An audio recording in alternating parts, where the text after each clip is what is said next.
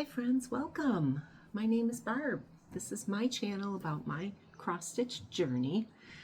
I have to tell you, I now have 108 followers. Oh yeah, I broke that 100 mark. I'm so excited and I welcome you all here. For those of you that are new, my name is Barb. I live here in West Seneca. It's just a little town on the outskirts of Buffalo. To be very honest, next street over is Buffalo, New York, if you're not familiar with that. So I have been doing, oh goodness, this is my 23rd Flosstube. The first couple, I stumbled quite a bit, and the following 21, I'm still stumbling.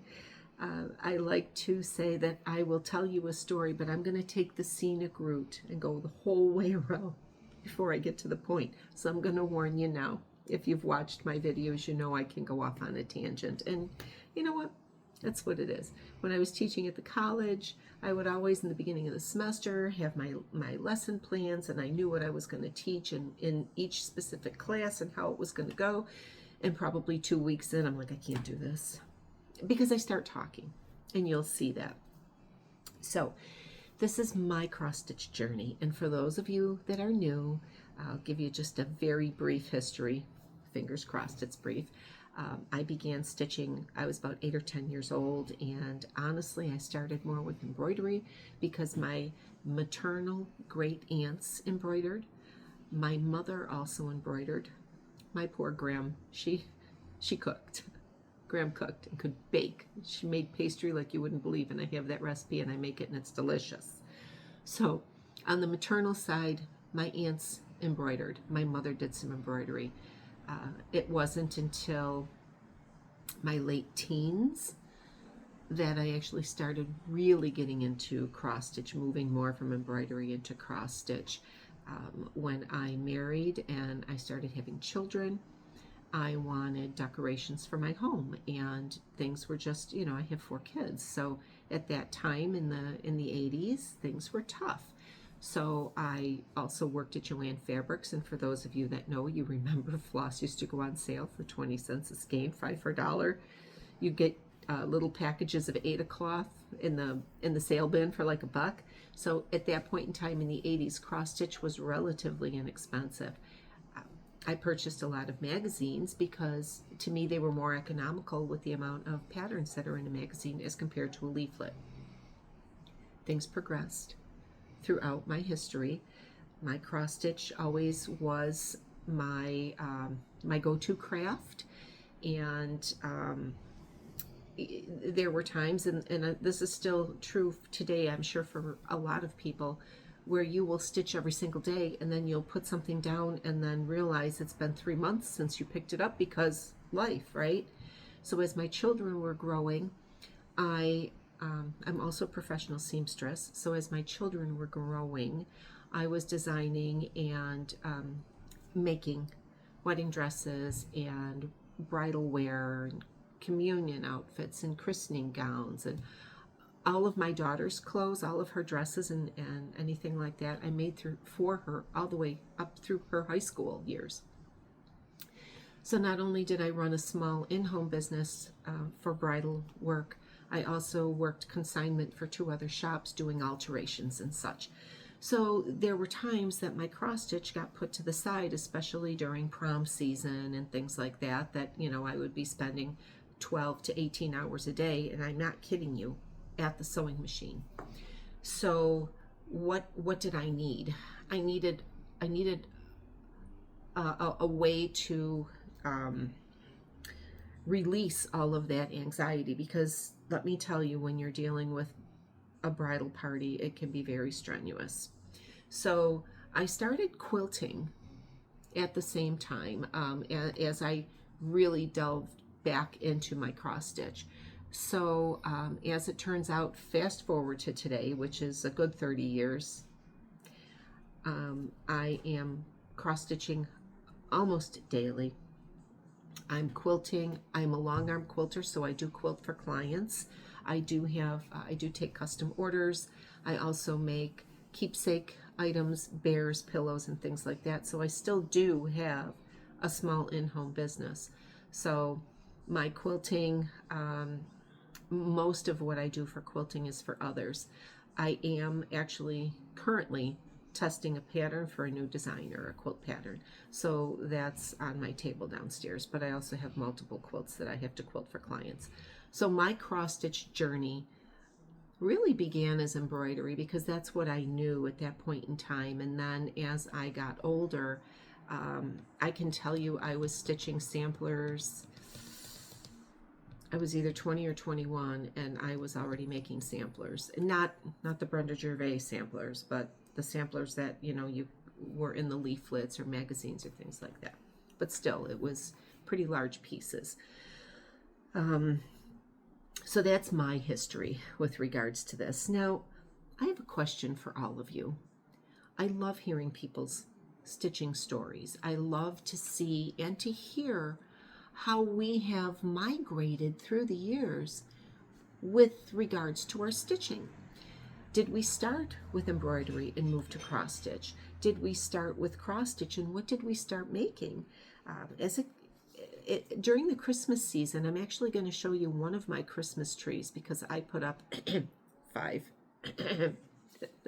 One of my trees has ornaments and things and cross stitch pieces that I made back in the day.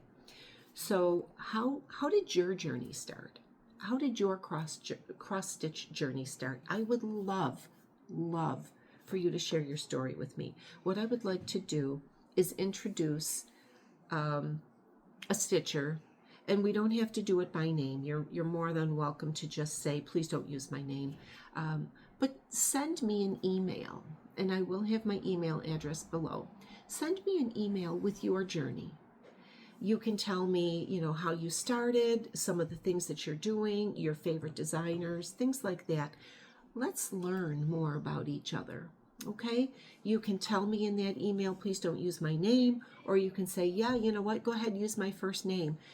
You might even say, you know what, you can include where I live. Maybe there's somebody in my area that needs a stitchy friend, right? So as I said, I'm just outside of Buffalo, New York, and I do know that I do have a couple of subscribers here that live more up in the north towns. We still haven't had the chance to connect. Summer is kind of difficult with everybody with plans and trips and things like that. But my hope is that we can meet up at, there is a local shop up in the Clarence area, which is about 45 minutes from me. I still haven't been to her shop, and every time I say this, I forget to write down the name of her shop. So I do want to go there and check out her items. I also have Hobby House Needleworks, which is about an hour and 15 minutes away from me. So getting back to our stitchy stories, I would love for you to send me an email, tell me about your stitching journey, and if you're willing, allow me to share your stitching journey with our stitchy sisters and brothers, because you know what? There's a few guys out there on Flosstube that I watch, and I love it. Absolutely love it. My 5-year-old grandson does like to cross stitch with me. He also likes to crochet and sew. So I am hoping that as he gets older, he still has a love for making things, using your hands, which I find is so very important. So I need the glasses because you know how it is, and I also need a coffee because it is what it is. I did not get my ration this morning. I had to run out before I had coffee. So there's no crying in baseball. Speaking of which, we are going to a baseball game tonight, the Buffalo Bisons. And it's nice because they do fireworks after the end of the game. So let me talk to you about what's been going on here in my little stitching world. So for those of you that are not all familiar, I started in July. A lot of stitchers do the Christmas in July, and they were pulling out Christmas stitches. Sorry for the airplane, it's not me. I'm actually very close to Mercy Hospital and Mercy Flight, which is the helicopter that takes people to the hospital from bad accidents and things like that. flies right overhead. Christmas in July. Okay, so what I decided for my Christmas in July, to me, Christmas means presents, and what better way to celebrate than to give myself presents? So I decided for the month of July, I was putting aside the whips that I was working on, and if you've watched any of the videos before, I have mentioned my my picker wheel, my number picker wheel. I have my a list of my whips in my journal here. It's right here. This is a cross-stitch journal that I found on Amazon. It was relatively inexpensive. I bought a few different designs just because I wanted to see what they looked like. I know a lot of people use the ones from Fat Quarter Shop, and I can tell you that the information on these pages, some of it I don't use. This is what's on here. But I do primarily, you know, I fill in what I can, and then there's also a blank graph page on the side, and if there's additional notes, I write them there. So my Christmas in July, what I did was I stopped working on my whips. I use a numeric picker wheel. I have all of my whips listed by number. I run the picker wheel, and it picks a number for me, and that's the whip I work on. Now, what I was doing was working 2, possibly 3 days on a whip, depending on how much I accomplished previously. I left 1 day of the week to work on my temperature Quaker, and for the month of July, I pushed all that to the side.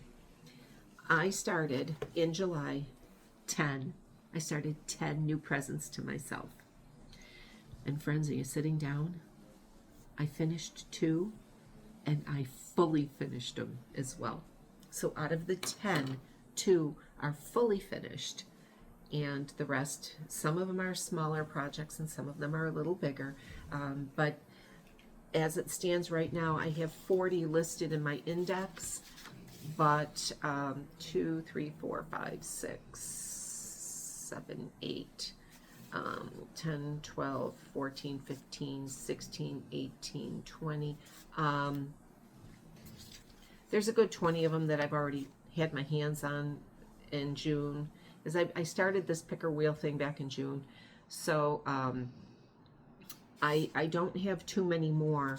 My goal is to work on every single one of my whips at least 2 days. At least 2 days. So I'm going to start today, probably tomorrow, and use my picker wheel and just put in the ones that I haven't touched yet. Now the pieces that I just started will not be included right now in those that are, quote, available for me to stitch. So 10 starts. Now I've gone over the past few Flosstubes, the starts that I did. So let me look at my calendar here. I did jazz up my book of days. As a side note, does anybody use something else other than the book of days? Not that I don't like this book. I really do. I like the large size of it. I like that there's enough space in there to write what I'm working on.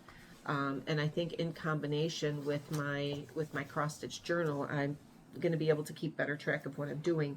But I was just wondering if there was anything else that you used, maybe just a regular calendar, because I see that they're all coming out now with school starting and stuff.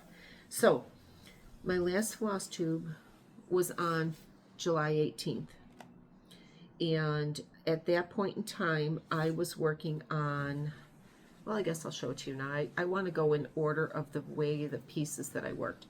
So what I was working on at that time was the little pillow by the Colorado Cross Stitcher. It's called the Stitcher Pin Pillow, and it is part of the Signpost Stitcher pattern. Now I purchased everything from Sherry's shop, from the Colorado Cross Stitcher. I'm using all of her colors. She's calling for Classic Colorworks. I'm also using a 36 count, did I grab the name? It might have even been the Edinburgh linen, or Edinburgh,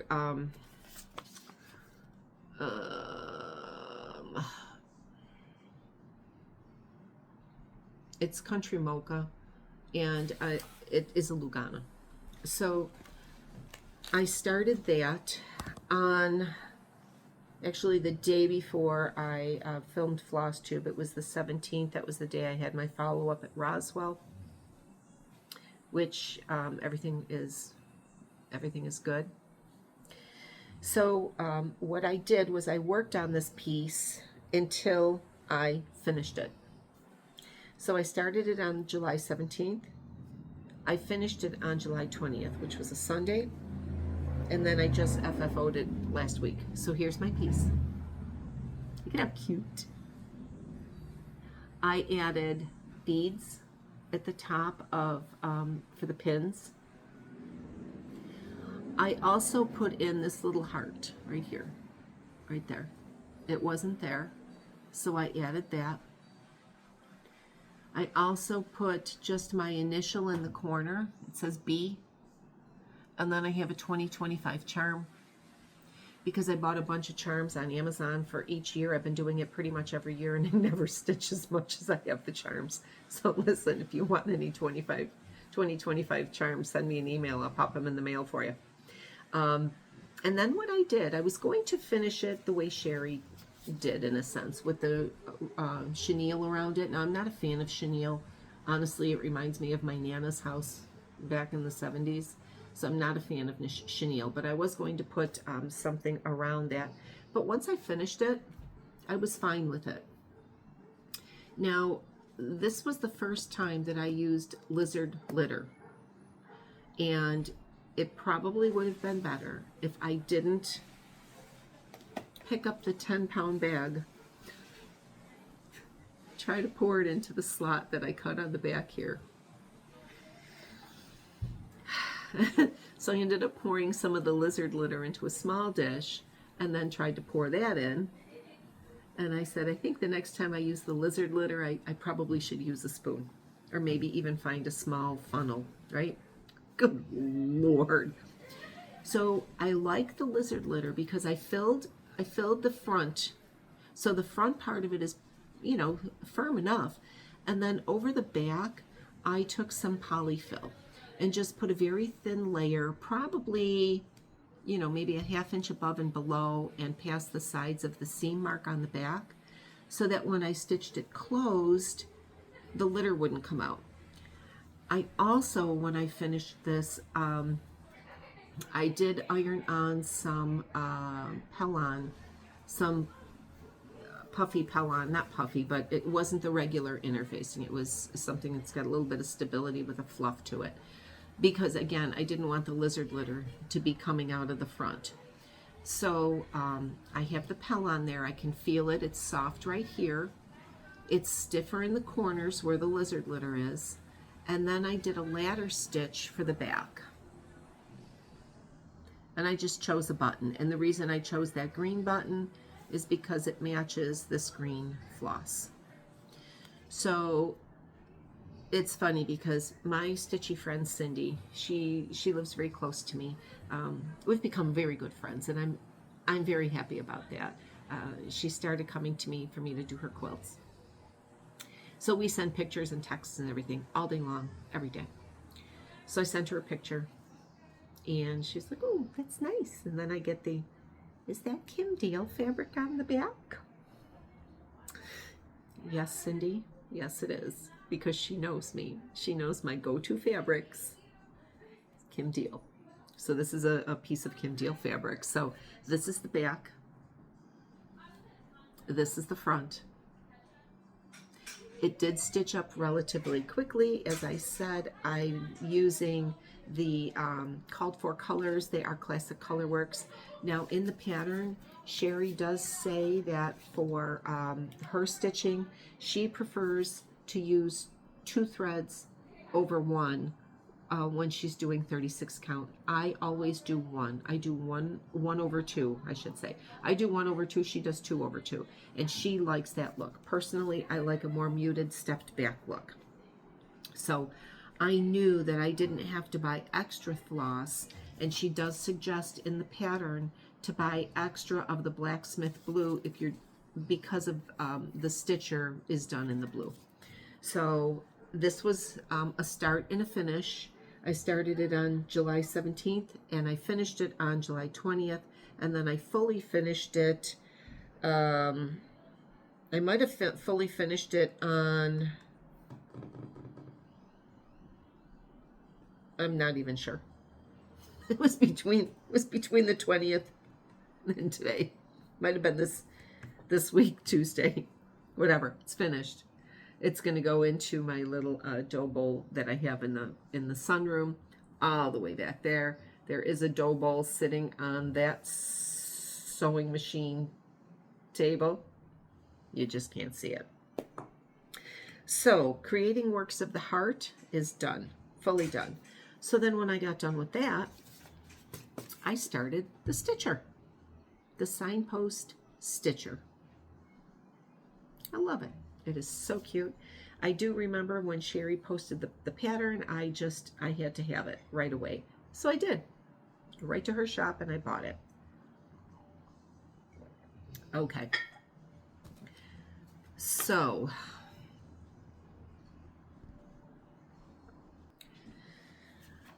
when I was preparing for this, I said, don't forget the mount board. Don't forget to get your display piece. Don't forget. I forgot. So I had to give you a little stop for a second. Okay, so this is the stitcher.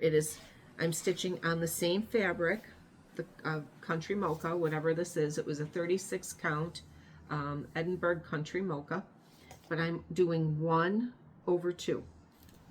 Now it does look light, but again, I prefer that. I like that it's not pounding in my face here. These are all classic colorworks. They're very pretty. These are just my colors. They go very nicely with my Kim Deal things. You know what? I love summer. I love summer. I love spring. I love gardening. I love flowers. I love everything else. I love it. I could live in summer all of the time, but I love the colors of fall. Those are my colors, earth tones. So here's where I am so far. I don't know if I should turn the light on to see if that would actually help, but I have the outline here and down in here. So this outline for 1/2 of the piece is done. Now it's not that big of a piece. And here are the colors. And they are looking a little bit darker, just a smidge. I am using natural light here. I think I might actually get up and pop on that light. So the piece itself is probably going to be about the size of this board, maybe a little bit thinner. But I love the modeling in this fabric. I just love it.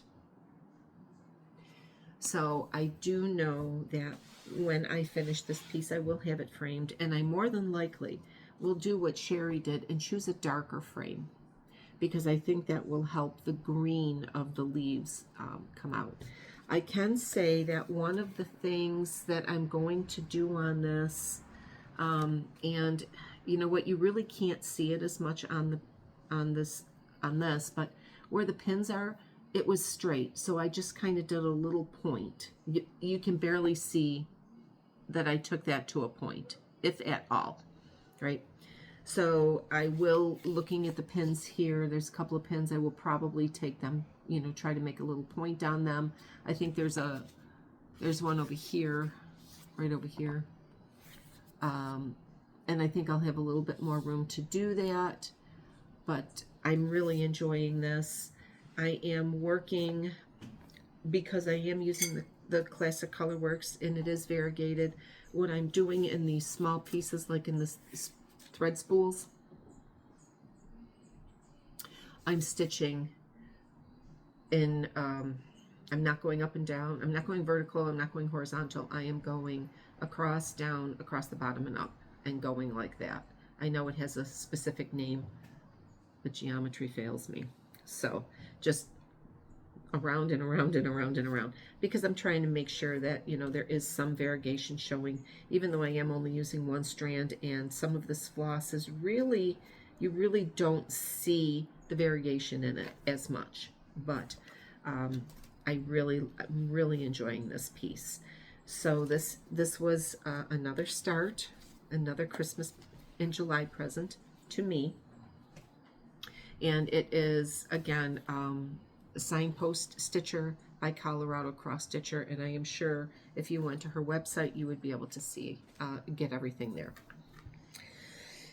Alrighty, so I started that on July 22nd. So I stitched 2 days, Tuesday and Wednesday. Even though I worked on Wednesday, I was able to get a little bit of stitching done in the day, and then I did a little bit when I came home at night. Then on Thursday the 24th, I started Autumn Harvest. I'm going to take it out of the bag because it's probably going to be glaring. And I did just give us a little bit of light. Maybe that'll be helpful. So I started, let me get this out of there. Oh, I can't. It's part of the pattern. Okay. It is by Silver Creek Samplers, and it is Autumn Harvest. So I thought, well, this is fall. This will go quick. Yeah, I'm happy to do this, and I like the finish. I like it on the little basket. What I don't like about this pattern is that you don't see the full pattern. You don't see the full design, I should say. So as I was stitching, I was working on the grass over here in the corner. I started in the corner. I started in the bottom left because, you know, looking at the pattern, that's where a good portion of the, I want to do this so you can see, but you can't see. So I started in this bottom left-hand corner where the good section of the grass was, and I completed that whole section of grass. So what I left there was, there's 2 leaves and a bird. So, you know, as my obligatory post, I took a picture and I sent it to Stitchy Cindy. And I said, this is my start. And then I looked at it and I'm like, are you kidding me?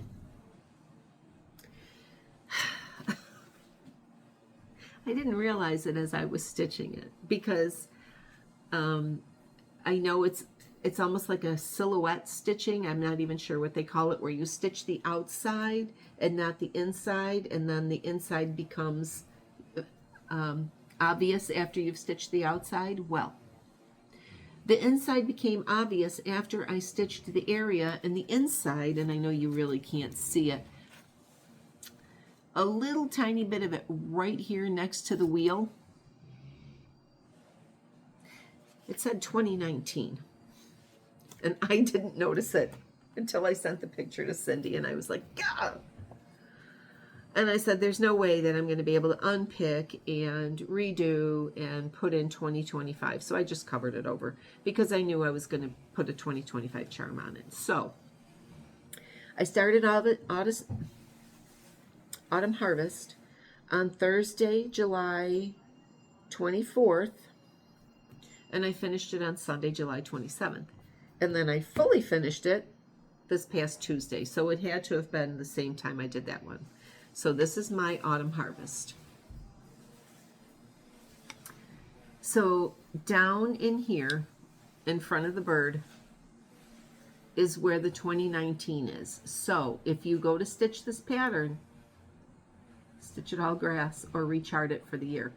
So what I did with this, there's my 2025 charm in the corner. This was an actual hanging that I had in my stash from decorations that I previously used to put up, and it had pineapples on it. Now I'm very cautious about using pineapples in decorations, especially upside down pineapples, but that's not a discussion for this floss tube. So it just so happened that this piece literally fit perfectly. So here's the other thing. I was actually making a video to show how I finished this, and it shut off on me 4 times. So I used a piece of cardboard. I put a piece of batting because I prefer to have my stitching a little bit elevated. I don't like it flat against the board. So a little bit of that. And then I actually laced this. from there, on the back of this, there's an opening where you can see the cardboard, probably like maybe this big. So that's where I glued it, because if I ever want to take this off and do a different finish with it, I did not glue my fabric. I only glued the cardboard to this board, or to this piece of wood. Then I took the rickrack. Now I just found that at Hobby Lobby a couple months ago. It was on clearance, which means they're bringing it back at a higher price. And it is fall colors if you look at it. So when I put the rickrack on here, I didn't glue it to my piece. I glued it to the board, and I glued it at every other peak on here. I added just a little raffia bow at the bottom. Not raffia, you know what this is, whatever it's called. And then this had a different hanger, and I didn't like how it looked, so I went into my Kim Deal fabric and cut a piece to use as the hanger. So this is done. Autumn Harvest. Now, here's the fun thing. Because I have 108 friends, this is going to be my giveaway. I will give away my copy of the Silver Creek Samplers pattern. I am asking if you are interested in this pattern, put the word harvest, H-A-R-V-E-S-T, in the comment section. You don't have to write out a full sentence for it. You can just put the word harvest, and I'm asking that we only do this within the continuous 48 states here. Not that I don't believe I have any friends in Alaska or Hawaii, but I will mail this out. I will also mail you a 2025 charm so you can stitch over the 2019 so you don't have to rechart it. So the word is harvest, H-A-R-V-E-S-T. Leave it in the comment section. Please do not say anything about giveaway or freebie or I want to win, nothing like that. I hope you do comment. I hope if you are new, that you have subscribed. I mean, I don't know if there are other viewers that are watching that haven't subscribed, but I do hope that you are subscribed and that you like my video. I'm loving that I am able to build community, and I'm going to talk to you about some new Flosstubers that I found too. So again, this is our giveaway for me reaching my 100 subscribers. It is Silver Creek Samplers Autumn Harvest. And it was a very quick stitch. As I said, I started it on a Thursday and I had it finished on a Sunday. Oh, and I also used, let me tell you what I used. I just used Aida on this. I used a piece of natural Aida, 14 count. I just pulled from stash, because things like this, when I look at things like this, to me this is something that's going to be coming down when I decorate at Christmas, and it'll stay put away until next fall.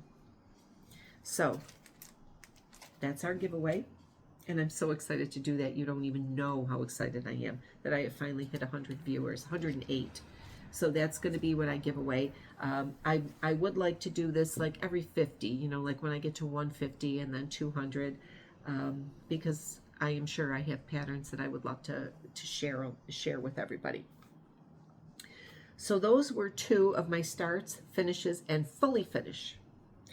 Then on Monday, this past Monday, I started the Cottage sampler. Now I saw this pattern. It popped up in my feed from Hobby House Needleworks, and I was babysitting that day, and I said to the kids, Grandma's got to make a phone call. And I called Hobby House, and I said, I need that pattern. I need to know what blue they used. I need details. I need details. So I honestly don't even remember who I spoke with. One of the ladies there. I'm not too concerned with the fabrics to add the quilting around it, but I wanted to try to get what I could for this pattern. So this is the design, Cottage Sampler. Now I find it funny that they combined cross stitch and quilting, because I've been doing that for years. I have turned a lot of my pieces into wall hangings using quilting. But this just caught my eye. I'll bring a little closer, you can see what it is. It is a sampler, so it has obviously the alphabet.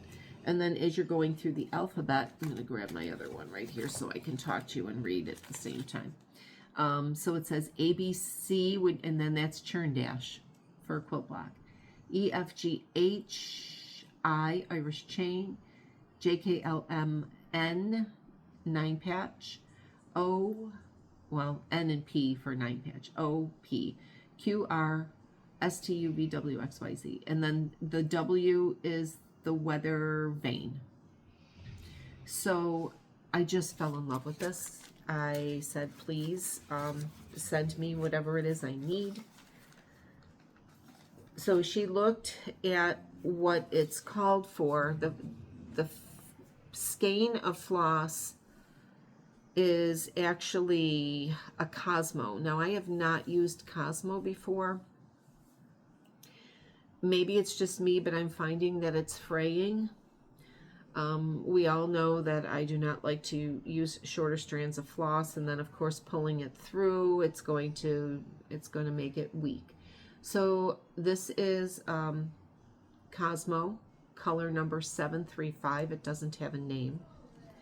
And it is on 32 count. I think it's 32 count. Let me check my package here because I purchased, this is a 32 count vintage wood Lugana Zweigart. I don't know if I actually purchased this or because this is not what it's called for. It's called for a 32 count linen. But to be very honest with you, I'm not 100% sure I actually like this.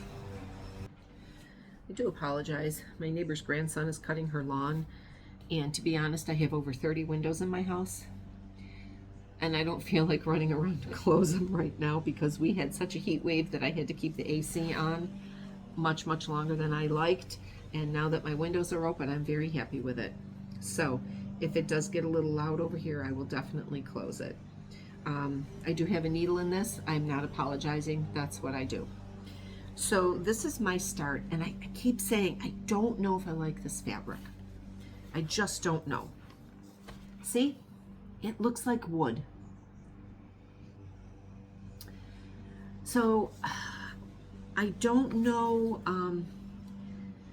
the inner fabric, the inner cross-stitched piece is only going to be, let me see, if they're calling for an 11 by 13 piece, then that means it's only going to be like 7 by what, 6 maybe, because they're allowing for excess on each side. Let me see if it's actually on here. Now this pattern is nice because it does include the information on how to make the flying geese. If you're not familiar with how to do flying geese, I don't want to show you that. I mean, there are plenty of websites and quilt designers and that show how to make different variations of the flying geese. There's at least 2 ways that I know of for sure. Actually 3. Nope, 4. So it says in the instructions, center the cross stitch design, the linen needs to be trimmed down to 9.5 by 12. So this is only going to be 9.5 by 12, but I don't know if I like that whole wood look. I like the fabric because, you know, I think it's really kind of cool, but look at the picture. It's using more of just a lighter shade of linen, nothing with any strong modeling in the back. So to be honest, this is my meager start. Let me pull it down a bit this way. I started up in the corner, and let me tell you, I was 12 stitches in and I had already made a mistake. I think that was the sign that said, Barb, don't use this fabric. That had to have been my sign.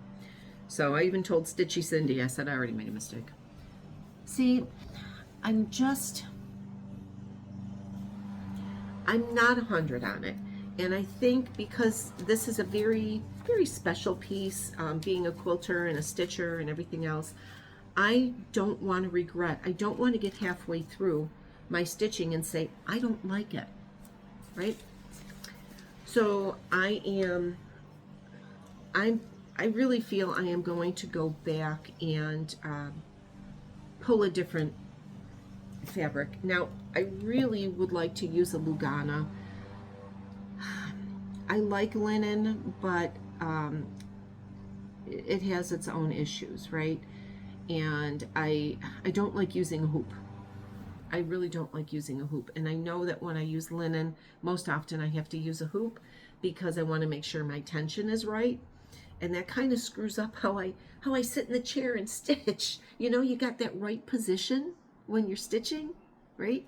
And it messes it up. So I think this afternoon I am going to pop up and pull out some more of my linens and just see what's going to work better, because it's not touching my soul, right? And we want it to. So that was my 39th start. Now, when I was upstairs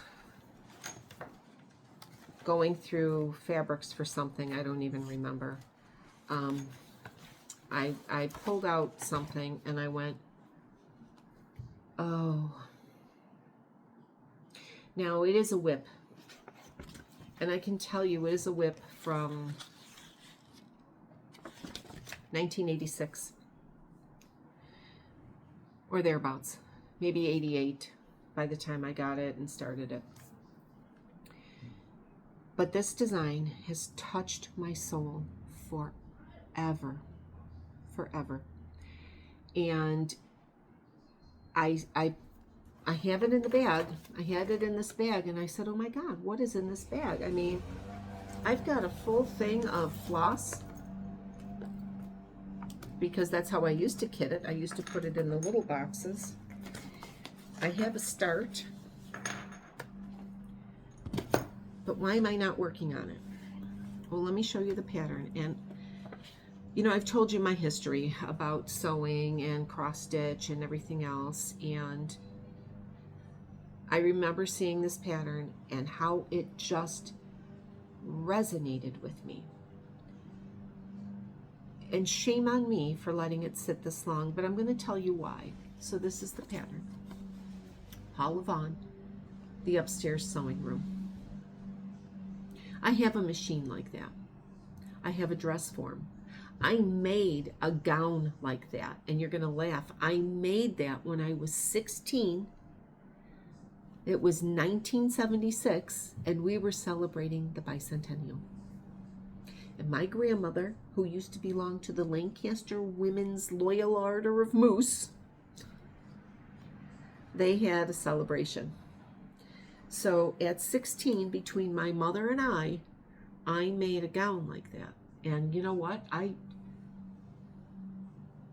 wonder if I even still have it. Wouldn't that be hysterical? Oh my gosh. That's when I learned my mother wasn't a seamstress. But we did it. And it was blue, and it had white eyelet trim, and it was so pretty. So this to me, excuse me, I don't mean to keep pausing, but I don't know how loud it is with him cutting the lawn, and I really don't want to talk over it. I don't know how much you're going to hear. So I'm just better to give it a little pause, go fill up my coffee cup again, and move on. So again, the upstairs sewing room. As I was saying, I do have a sewing machine like that. I do have an old treadle machine. I did make a gown like that. I do have baskets of quilts all over the place. This speaks to my soul, and after all these years, it still does. I bought this pattern because it resonated with me. The very delicate wallpaper in the background reminds me of wallpaper that I had in my former home. Everything about this pattern just touches my heart, and I look at this and I say, why am I not stitching this? Why why do I still have it rolled up? Why am I not enjoying this piece? Now, going back a few videos, I shared with you the stash that I got from a Stitchy sister from her husband as the Stitchy sister passed, and she's been gone. I remember him telling me it'll be 10 years this month in August. And her patterns, she was me, I was her. We stitched the same things in the 80s and 90s. The country blue, and you know, I tease about that because my dining room is that color. Can you see it? Right? Not so much the mauve. But I still love those designs. What I didn't like was the back stitch. And of course, yes, there's a crazy amount of back stitching in this, especially in this dress. Oh, I don't think you'd be able to see it, but trust me on it. Looking at the pattern, it's up and down this whole dress. But that's okay. So I looked at this and I sat down with it, and now you're going to laugh because this is how much I started back in the 80s. This is my start. And I'll show you right where it is on the pattern. This is how this has been sitting since the 1980s. See that? Right there? I started in the center of this pattern, and where it's at is right there. The lower part of the machine.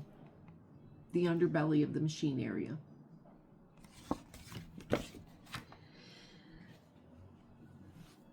Again, when we stitched in the 80s, what did we have available? White, ivory, and natural color Aida, 14 count. That's what this is, natural color Aida, 14 count. And I said, I still want to stitch this pattern. So looking at it, knowing that that was 14 count, and of course, you know, they don't give all of the specifics as they do now. This particular pattern was stitched on 30 count cream Belfast linen, and the design is approximately 10.5 wide by 8 inches high. So I looked at this and I said, well, I would like to stitch it on a linen. And the reason I will look at a linen, and I'm probably going to go with a 32 count, is because of the half stitches and the quarter stitches. And we know how difficult that is to do on Aida. So I am going to dig through my linens. Maybe even a Lugana. I might be able to find a Lugana because you can do the half stitches and quarter stitches on a Lugana as well, but not as neatly on an Aida. So I will come back, and I am using this as a start for my Christmas in July. I just can't explain how it still means so much to me. It still touches me. I can hear the ka-chunk, ka-chunk, ka-chunk of the sewing machine. I can see myself putting dresses on the dress form and fitting to the dress form and having scraps of fabric laying around. And in my sewing room in my old home, I was in front of a window. Now I have 2 rooms here. I have a sewing room upstairs, which runs the whole width of my house. It actually has a huge walk-in type closet. And then the sewing room, and my machine is in front of the window, which actually faces out the back of my house. And then my quilt studio is downstairs in the basement. I redid half of the basement for that. So I still can sit at the window and look outside and enjoy sewing by the window. So this piece still means very, very much to me, and I will be looking through linen as soon as I get done. So I have 2 pieces that I need to find some new fabrics for, so that I can continue on with these pieces. Now, as far as any more new starts, I don't I don't foresee having any new starts. Um, let's see, we're in August. I want to get back into my whips. September, I'll probably still be working on my whips. So, you know what? It might not be until October, or unless I finish one of my whips here, that I'll pull out something new. I don't, even though I have 40 listed, I think I have technically about 35. And I don't, I want to get these pieces stitched and finished because I enjoy them. And I can say that I have two more large pieces that are whips that are not on this list. And, maybe that'll be a plan for next year to get those on there. So I am very happy with the whips that I have and pieces that I'm going to be working on. And there's a couple I know that when they do come up in my rotation here on my picker wheel, that I'm going to look at them and really kind of give them another thought. One of them for sure, and I know I've talked about this before, is the My Christmas list. I'm still not 100 on that one. I have a couple that are very close to being finished that I'm embarrassed to even say that are still on here. There's My Christmas list, and then there's Christmas rules. So I'm going to really kind of rethink those and see which one I really want to do. Because you know what? Before we know it, it's going to be March, and we're going to have market again. So, and I'm supposed to be going to Hobby House Needlework, the retreat at the first weekend in September, the My Life as a Sampler retreat with Needlework Press, but I don't think I'm going to go to that. I think I'm going to cancel out of that because I am going next June to see Brenda Gervais. I might not buy anything starting in January until the summer next June. It's a whole different story for a whole different Flosstube. So now, I just swallowed some hair. All right, so those are all of my Christmas and July starts. As I said, I had 10. 2 were fully finished. Now, I also have another finish, and I talked about this piece when I showed you the stash that I got from the Stitchy sister who passed. I have 3 pieces that I fell in love with and I will frame. I have one right here that I did frame. The other 2, I actually have the frames. I bought all 3 frames at once. Hobby Lobby had them on sale. I was waiting for a sale, so I went and bought the 3 frames.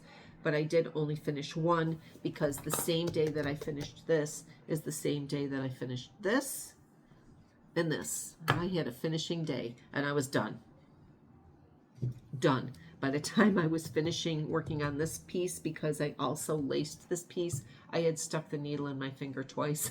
I said I don't want to get blood on anything. So I have shown this piece to you.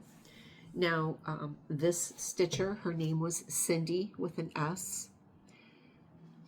This is her piece, and when I found it in her work, it still needed a little bit more to do. If you go back a couple of Flosstubes, you'll see that there was some area in the border that needed to be done. Now there are 2 borders on there, and when I was looking for a frame, this was perfect because I got it to fit just the way I wanted it to fit. Now this piece, oh gosh, I just love this. I just love this. This piece is called Hearts and Pines. It was in the January 1989 issue of For the Love of Cross Stitch. The designer was Barbara Bourgeau-Richard, and I did a little, just a little bit of history on her, and she just passed away this past March. She was diagnosed with rheumatoid arthritis, and what helped her cope and obviously try to get some mobility, she started painting. So she's an artist, and then her designs were turned into cross-stitch designs. I did post this picture in the Homespun Needlework group on Facebook, and there were a couple women, one woman in particular, who has all of her designs between this lady and this lady's mom. They have everything from this designer, and she is so graciously going to send me a completed list because she was putting it together. Now, I showed you in my last video another piece that I have that I stitched. I'm pretty sure I showed it in the last video. If not, I'm going to go grab it. Now, this is also by the same designer. I stitched this back in the late 80s, early 90s, and I found this piece folded up in a box. And I didn't mount it. I didn't fully finish it until 2008. I got a plain wood frame from Joann Fabrics. Dust comes free. I painted it rough, you know, with a little bit of paint. I tried to get the color blue. I mixed some things in. But this is from the same artist. And this was out of probably one of the same For the Love of Cross Stitch magazines. I just couldn't tell you right now what the year is. Because I would have to do some deep digging in my own things. So I am going to display these two pieces together. They don't go together. To me, this looks more like spring for Valentine's Day, and this clearly is fall and winter. But you know what? I'm fine with that. I just love the fact, it warms my heart, that I have close to 50 pieces of Stitchy Sister That Passed, of finished pieces and some unfinished, and I have talked about that I'm willing to share what I have. If you're interested in finishing it, you can go back in, let me see, I can tell you which video that was. It was my Christmas in July, part 1 on July 10th.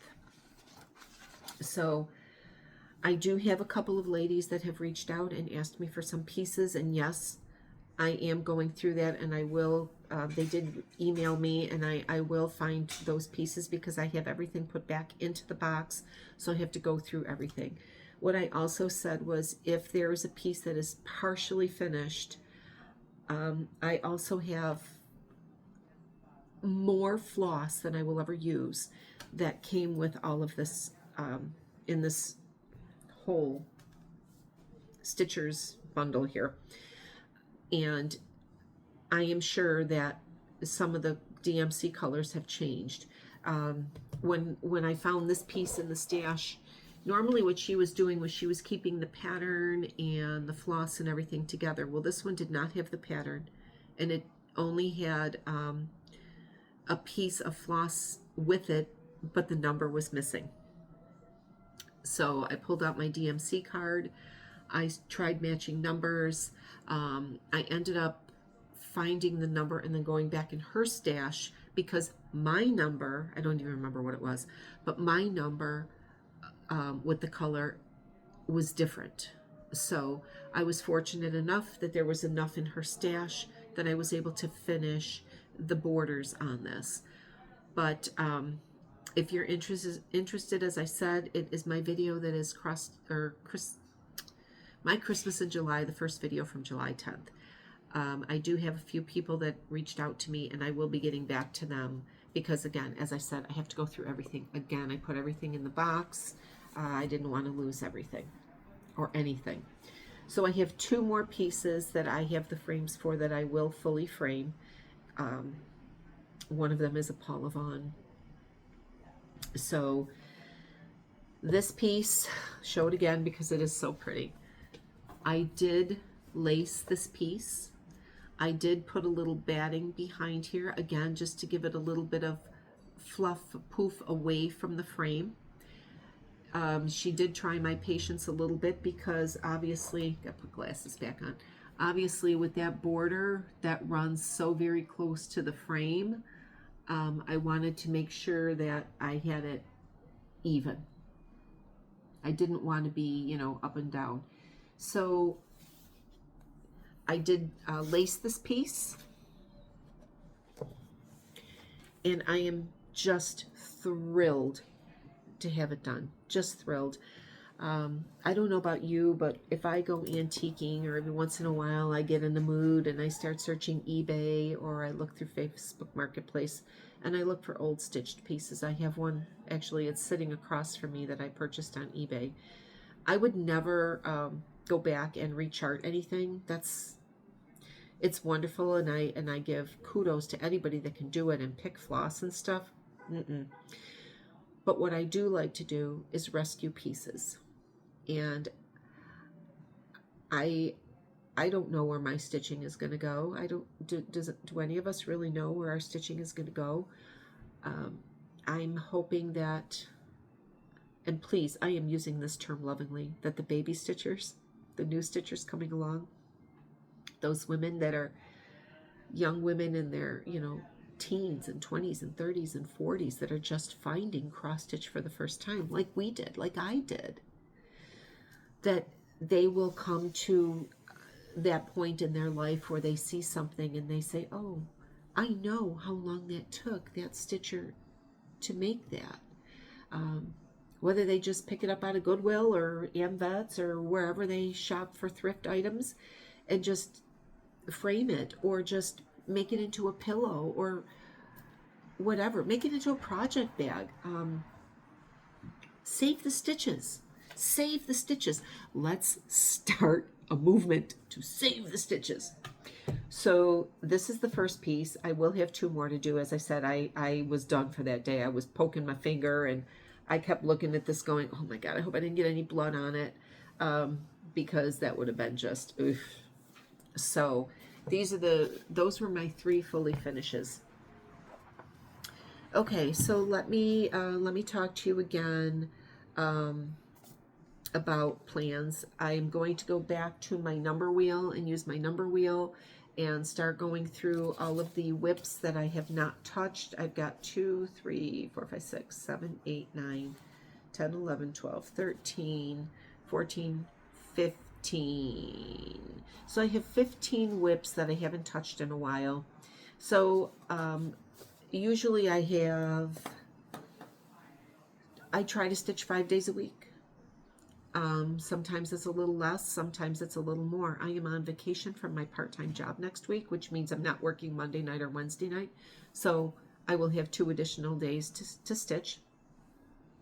I do have quilts for clients that I'm working on, so that's my, quote, daytime. I'm not babysitting next week because one of my daughters-in-law is also on vacation because my grandson's birthday's next week. So he's turning 6. So she, when my grandson and my granddaughter, it is their birthday week, she tries to take off for the week and then do things with the kids, she and my son. So I am not babysitting next week, but I can tell you that Monday I got to take my car in for an inspection.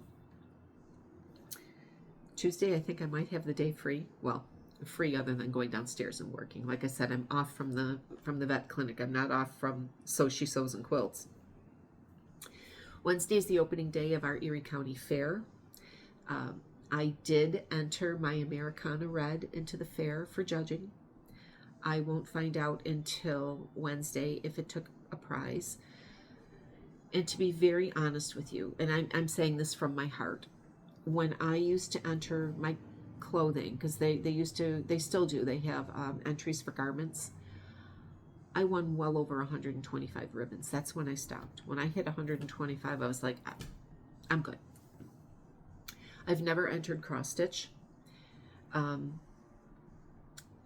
It's always nice to have someone say, you did a beautiful job. But where does that validation come from first? From yourself. If you can look at a piece and say, I really did a good job, or, you know what, I'm not 100% happy with, this, but I'm happy the way it turned out. I feel good about it. And then you move on. Like, something like this, I can say, yeah, I did a good job on this. I'm okay with this. It turned out well. I'm pleased. But it's not the end all be all. If I sit here and I look and I think, oh my God, I missed a stitch, which I didn't. Because let me tell you, when I was when I went to finish this, and I was looking at it and admiring my work, I had missed stitching all of this brown right here. I would have finished this without that. But when I look at my Americana red, and I know that I was going through my cancer journey when I was stitching that, so on one level it touches my heart there. It was the piece that I used to help me go forward every day. Every day, I wasn't babysitting. Well, after surgery, I wasn't babysitting. I had to take time off from babysitting my grandkids. I took some time off from the vet clinic. Then when I started radiation, I was home. I wasn't babysitting because I had radiation every day, but I was still working. But every time that I stitched on that, I felt like it was one step closer for me moving past that whole cancer thing, right? Getting to the end of my treatment, feeling better, healing. I recharted some of the things in that piece. I've talked about it in previous videos. And I'll tell you, the day that I went and picked it up from Hobby Lobby for framing, I cried because it meant so much to me. So if I go to the fair next Wednesday and I see it hanging on the wall and they display all of the pieces and it doesn't have a ribbon, that's okay. Truly, from the bottom of my heart, that is okay, because I validated myself with that piece. They do say in the when you sign up to enter your piece that every piece is judged on its own merit. And the first time I did 1/1 is in that piece. I removed pieces and moved things up and around and played around with things in that piece.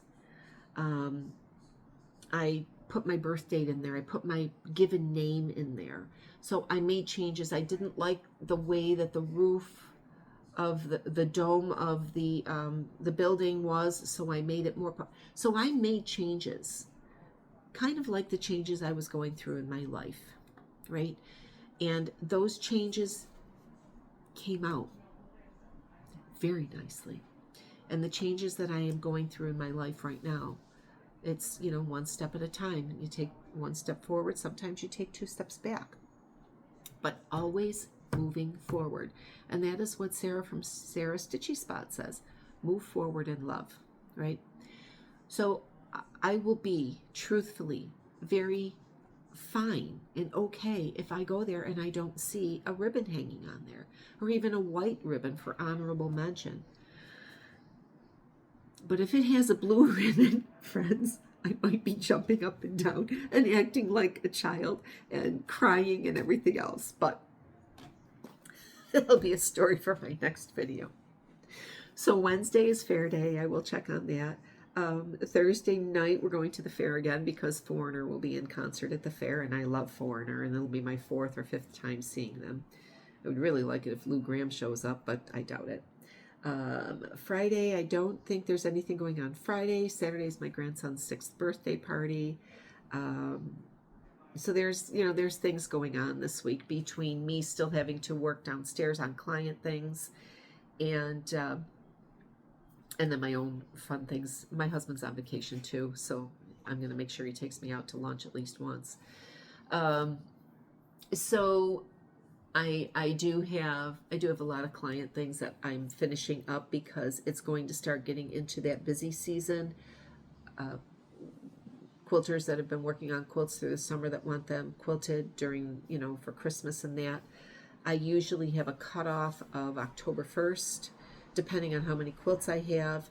I might even go November 1st, because once we hit November and, with Thanksgiving and then me trying to get my own things done, and can you believe I'm already talking about this? It's August 1st.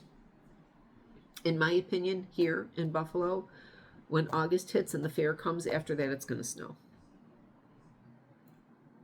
So next week is going to be kind of busy moving forward. The kids are getting ready for school and things like that. As far as me, additional follow-up appointments at Roswell, but so far everything is clean and everything is good, and I'm happy there. So let me just tell you, I had mentioned earlier that I have been watching a lot of Flosstubers, and I will put their links below. The 2 Martini Stitcher, I watched her. She had 100 new, or she has going to have 100 new starts this year.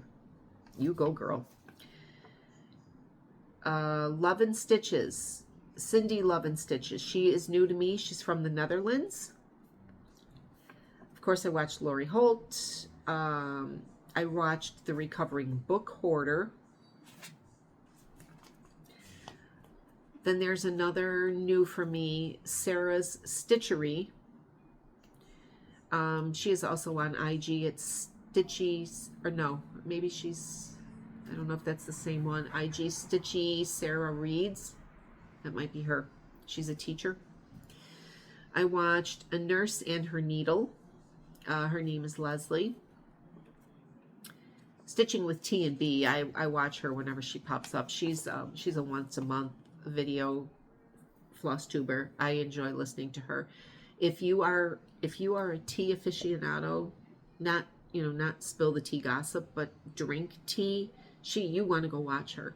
She used to run a tea house, and she knows her stuff.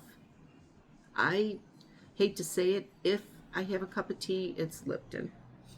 And it's only because I need to warm up, but I'm a coffee drinker. But Stitching and Tea with B, her name is Barb as well. Really enjoy her. Oh, Andrew, the Runner Stitcher. I've caught a couple of his videos. As a matter of fact, I'm in the midst of his, where he has his partner, Andrew. He has his partner rate all of his whips. Laughing because the partner is rating all of his, what does he call them, fancy ladies? He doesn't like them. He doesn't like them as much. They have their place. He always says, I don't know where it would fit. I don't know where it would fit.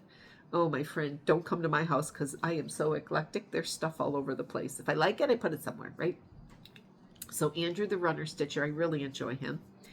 He mentioned Stuart's in Stitches, and Stuart is in Scotland, which was, gosh, I love those accents. So I caught a little bit of him. Chris, the Camping Stitcher, I have watched her before, and I'm just going to grab something. I want to show you this piece. I think this might have been her maiden pattern. It's called The Stitcher's Prayer.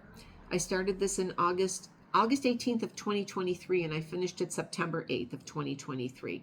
I stitched it on 14 count vintage oak Ada by Zweigart. I did use some Classic Colorworks and some DMC. And she had started, or somebody started, the Stitcher's Prayer sale. So this is when I discovered the Camping Stitcher. This was her pattern. And then I finished it. I love this. I finished it almost like a shadow box because you can see this is a little deep. So I used some antique threads down here. Those are silk. This flower right here is Lori Holt's flower pattern. This is an antique thimble that I got from my stepfather's grandmother's stitching box. I used some antique buttons on there. I have some pins, and I wound up a little piece of floss. And I think I did. I put beads on there, and I put a piece of fabric here. Do you want to guess who the designer is? Yes, it's Kim Deal. Yes. So this was the Camping Stitcher, Chris's pattern. It's called Stitcher's Prayer. And I loved this. It says, now I sit down in my chair, my needle, floss, and fabric there. I stitch and calm my busy mind whenever I can find the time. Now, isn't that what we do? I love this piece. It actually hangs on my wall where a lot of other cross stitch and quilting things are.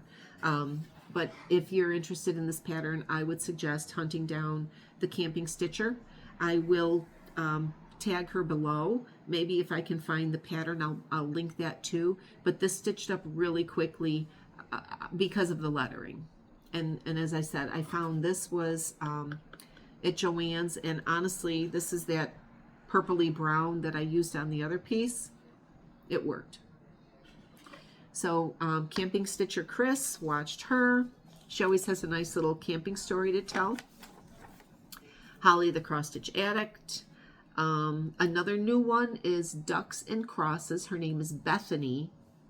And her mom, or mother-in-law, is Cross Stitch Sarah, who was also new to me. So I tried to catch a lot of new Flosstubers these past 2 weeks. Oh, here's another one. C Zook Stitch. C-Z-O-O-K Stitch. And then Vintage Cottage Stitches. So I'm going to put all of my, and I remembered this time to keep a little piece of paper by my stitchy chair so I could write down all my floss tubes. But I will link all of them below. All I can suggest, and as a floss tuber, which honestly I've said before, I never thought I would get enough courage to do this.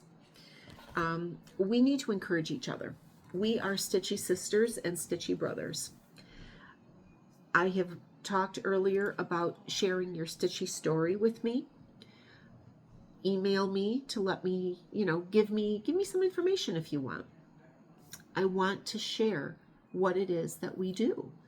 We are a wonderful community. Everybody that I have listened to has nothing degrading to say about anybody. And we need that in our lives. We need to feel accepted and welcome and not judged for the pieces that we stitch. I'm all about going back to the 1980s and 90s and pulling out old pieces. And honestly, I wish I could remember who it was. Said something about, going back and pulling out pieces. And I was going to do it this year, and I didn't. I am going to pull out my old issues of my magazines for 2026, and I'm going to stitch one piece each month out of a magazine, or start one piece. And I'm probably going to do more smalls just because I still love those things. Maybe not so much the ducks and the geese, and maybe not so much the teddy bears, but things like this. This is 1989. This is timeless. This could be stitched now. Why not, right? This is a very pretty fall, winter type piece.